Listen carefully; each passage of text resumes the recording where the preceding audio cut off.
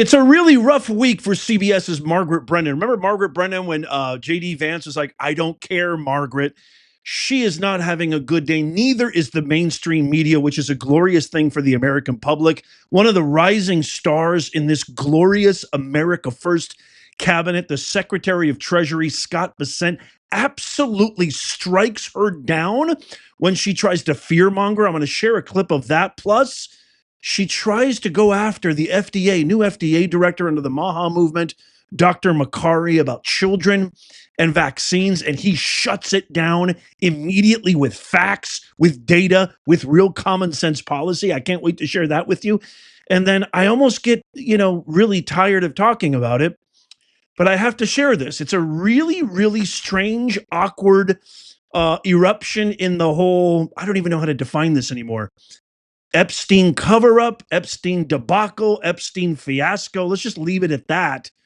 For now, something brand new just came out. Stick around to the end. I'm going to share everything about it. But first, watch this glorious obliteration by Scott Bessent on CBS today. Wow. We wanted to make sure that there aren't price increases, Margaret, and thus far there have been no price increases. Everything has been alarmist. That the inflation numbers are actually dropping. We saw the first drop of inflation in 4 years.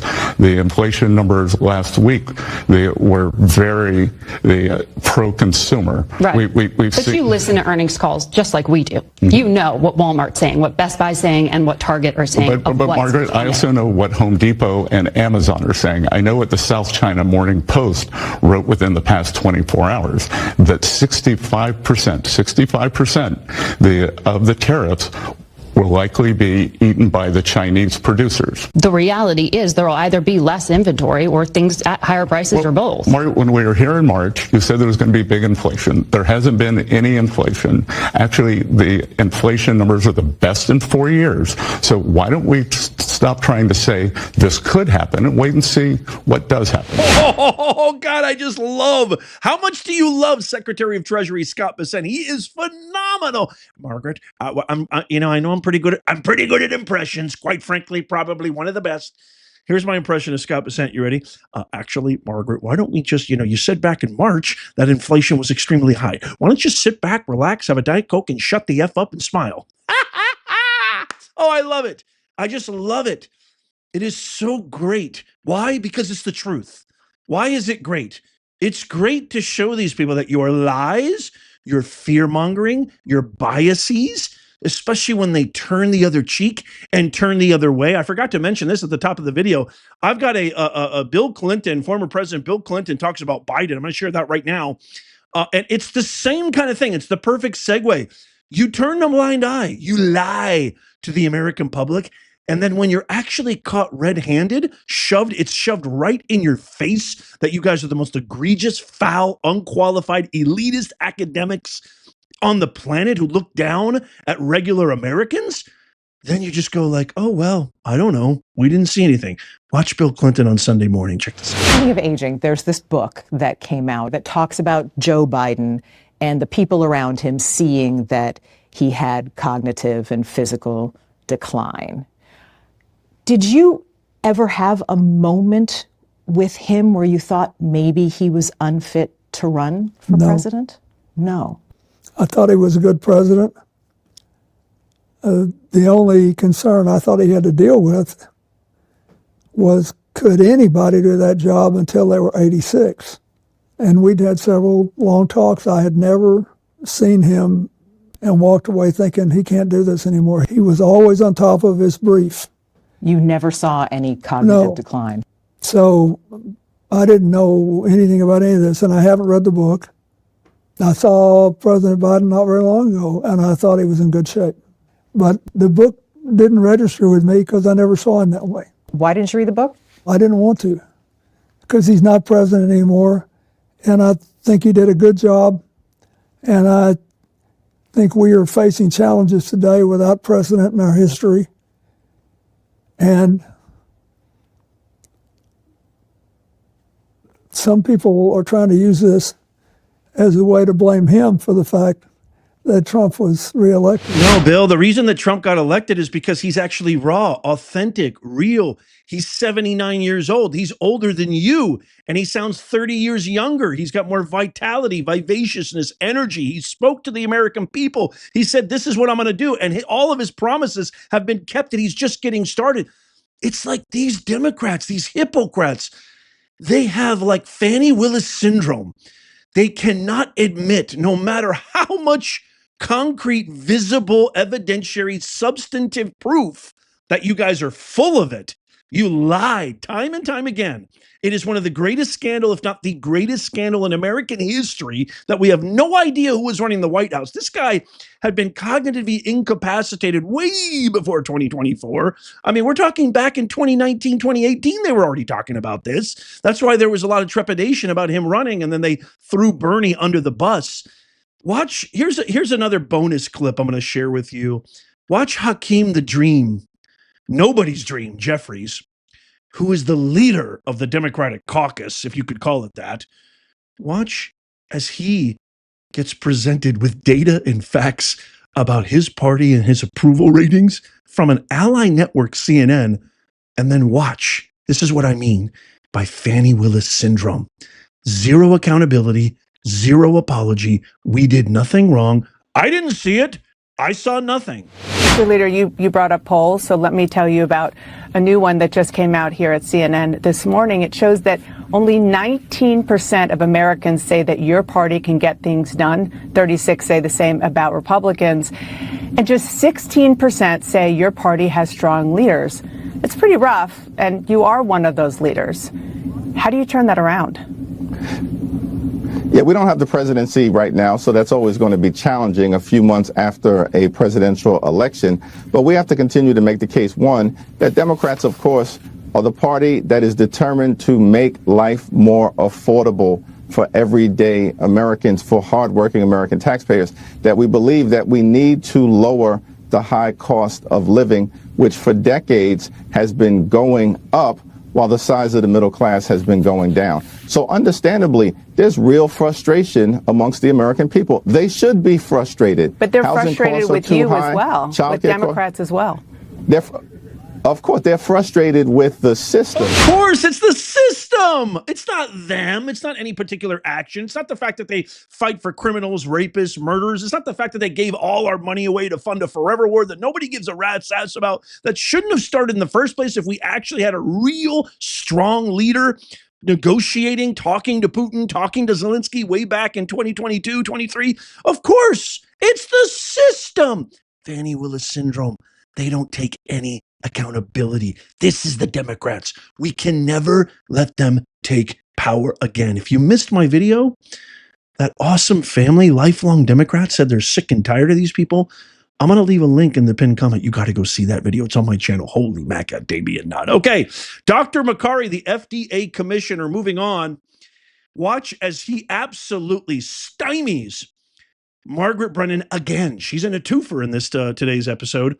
About COVID and children vaccines. Watch this. Can you clearly state what the policy is? Because this is confusing. Yeah, we believe the recommendation should be with the patient and their doctor. So we're going to get away from these blanket recommendations in healthy young Americans because we don't want to see, on the COVID vaccine schedule, we don't want to see kids kicked out of school because a 12-year-old girl is not getting her 5th COVID booster shot. We don't see the data there to support a young, healthy child getting a repeat infinite annual COVID vaccine. There's a theory that we should sort of blindly approve the new COVID boosters in young, healthy kids every year in perpetuity, and a young girl born today should get 80 COVID mRNA shots or other COVID shots in her average lifespan. We're saying that's a theory, and we'd like to check in and get some randomized controlled data. It's been about 4 years since the original randomized trials. So we'd like an evidence-based approach. Dr. Prasad and I published this in the New England Journal of Medicine last week, and we're basically basically saying we'd like to bring some confidence back to the public around this repeat booster strategy theory, because your statement was not about repeat boosters. It says the vaccine is not recommended for pregnant women. The vaccine is not recommended for healthy children. That's different than annual boosters. Yeah, at this point, we're dealing, it is a booster strategy. People would be getting the updated shot. So whether or not a young, healthy kids who haven't gotten so we'd like to see the data. We'd love to see that no, data but on a doesn't practical exist. level, for a parent at home hearing you and trying to make sense We're here. saying take it back to your doctor. If their child has not been vaccinated, are you recommending that their first encounter with COVID be an actual infection? We're not going to push the COVID shot in young, healthy kids without any clinical trial data supporting it. That is a decision between a parent and their doctor. And just so, I don't know if you know these statistics, but for 88% of American kids, their parents have said no to the COVID shot last season. So the vast majority of Americans are saying no. Maybe they want to see some clinical data as well. It's always like a gotcha moment with these hack reporters. Like Dr. Makary is saying, we're going to take it back to the doctor, between the parent, their practitioner.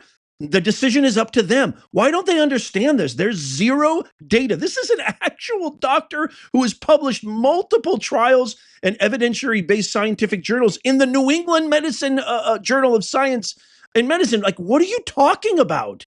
Why do you want the government to force people and mandate these shots when there's zero evidence? If you want to take it, go ahead and take it. But this is a free country. If there's nothing like a prescient emergency, something that demands a blanketed kind of government intervention, why do you want one? It seems like that's what they want. And it doesn't even, you know that they don't want that. You know that you can feel it. Just instinctually, never mind all the research I've done that proves they're a bunch of LADs, lion-ass degenerates.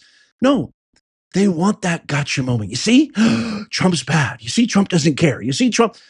This right here is living proof. When you hire the right people, the right things get done.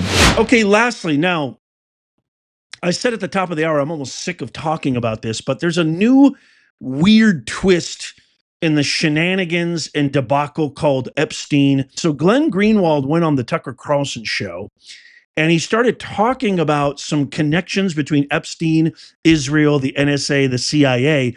And then in a very strange, bizarre timing, he was maliciously attacked.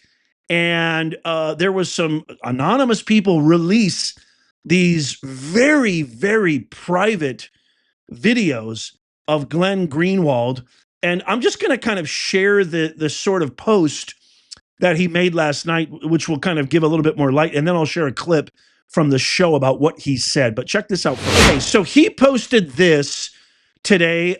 You can see right there on X. He said, last night, videos were released online depicting behavior in my private life. Now, I didn't see these videos. He continues, some were distorted and others were not. They were published without my knowledge or consent, and its publication was therefore criminal. Though we do not know yet exactly who is responsible, we are close to knowing, and the motive was a maliciously political one. As for the content of the videos, I have no embarrassment or regret about them. The videos depicting consenting adults engaging in intimate actions in their private lives. They all display fully consensual behavior, harming nobody. Obviously, it can be uncomfortable and unpleasant when your private behavior is made public against your will. That's why the behavior is private in the first place. But the only wrongdoing here is the criminal, malicious publication of the videos in an attempt to malign perceived political enemies and advance a political agenda. Others are, of course, free to form their own judgments, as some are prone to do about others' private life. It won't change my work. I will continue all the many prongs of my journalism and pursue the causes most important to me exactly as before. And then I want to share a clip from the Tucker Carlson interview with Glenn Greenwald that supposedly prompted this anonymous, malicious, publication of these very, very private videos. Watch this. Was he working with or for any foreign intelligence agencies? There is no... Wow. Everything that was said there, extremely, extremely interesting and intriguing. All the connections there. I think the last thing that Glenn said is probably the most poignant, being that people and he's referring to Bongino, he's referring to Cash, he's referring to Pam. We're demanding this information. We're saying that we're going to release this immediately. You know, you had the debacle with the ridiculous influencers waving the useless binders. This is just, it's just so odd, strange, bizarre. And then they attack him maliciously by publishing these very private videos, which he addressed, much to his credit, immediately. Wow, I can't wait to get your thoughts on this.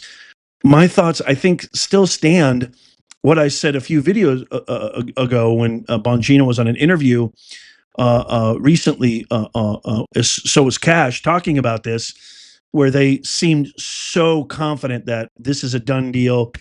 He offed himself. There's nothing here. Essentially saying there's nothing here. My thought is we're never going to ever get the list. We're never ever going to know who was all deeply involved. The mighty, all-powerful hand somehow has clinched. So its reach has gone so far, so abroad, so in the pot of the people who control this information, perhaps, that I don't think we're ever going to find out. I really don't think we're ever going to find out. But I'd love to get your thoughts on this. Let me know in the comments down below. As always, if you love America, please tap that thumbs up. Even if you're on your TV, you can do it with your remote. It doesn't cost you a thing, but it helps us out immeasurably. Sign up for our free newsletter in the pinned comment so you never miss out. Check out these videos coming up on the screen right here, just in case you missed them. Tap my face right here to subscribe and follow. It's free. And as always, may God bless you and may God bless the USA. I'll see you soon.